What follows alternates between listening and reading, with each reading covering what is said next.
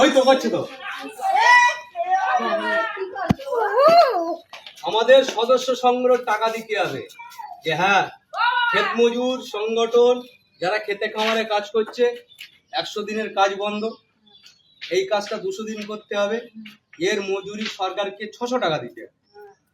60 বছর বয়স হয়ে গেলে তাকে ম্যাক্সিমাম মাসে 6000 টাকা করে পেনশন দিতে হবে সেই মানুষকে। আরো অনেক কিছু দাবি দেওয়া আছে, লেখা রয়েছে। হ্যাঁ